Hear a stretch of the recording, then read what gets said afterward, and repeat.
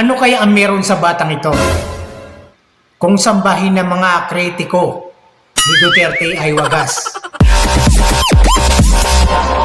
Hindi malabong mangyari ito na sambahin nila at gawin nila santo si Pia de los Santos. Maniniwala ba kayo, kaibigan?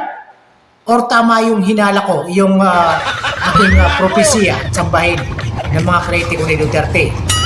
Kagaya lang nila Percy Sindania, Laila de Lima, Risa Hontiveros, Jokno, marami sila.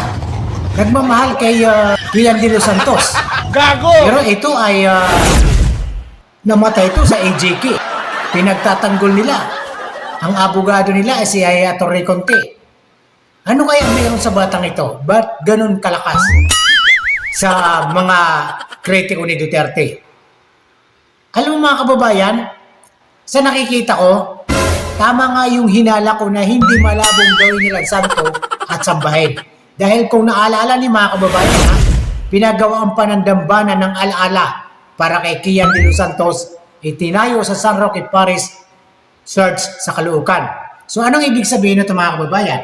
Hindi nga malabong sambahin nila dahil mas pabor sila sa mga adik na mga kabataan na binibintang kay Duterte dahil yun naman talagang katotohanan. Lahat na lang ng paraan ay gagawin nila dahil takot na takot sila kay Duterte. Lalo na kay Sara. Yun ang hindi nila maikukuble na talagang ayaw nilang aminin na takot sila na makaupo si Duterte, Sara, dahil babalik ang kinatatakutan nila. Babalikan sila ni Duterte, ni Sara. Bakit ganun lang nila maipagtanggol si Kian de los Santos? Pinagawa na dambana. Hindi malabong mangyari, sambahin nila mga kababayan, gawaan nila ng revolto, gawin nilang santo. Kasi kung nakikita nyo, si Atty. Conte, ganun din.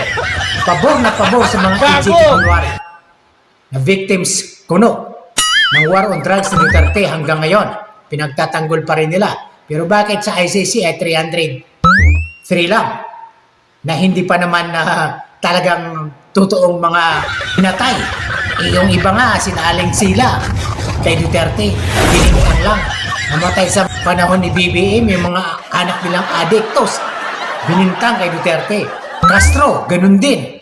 Kung mga pagbintang, wagas. Hanggang ngayon, wala pa rin naman napapatunayan.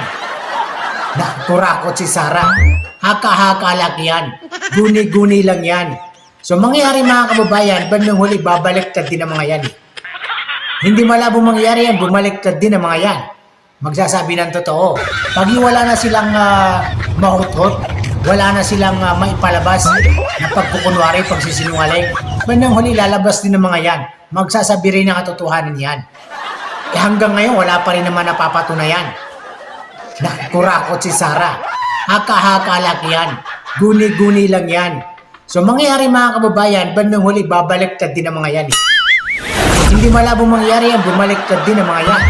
Magsasabi ng totoo. Pag wala na silang mahuthot, wala na silang maipalabas na pagkukunwari, pagsisinungaling, bandang huli lalabas din ng mga yan. Magsasabi rin ng katotohanan yan.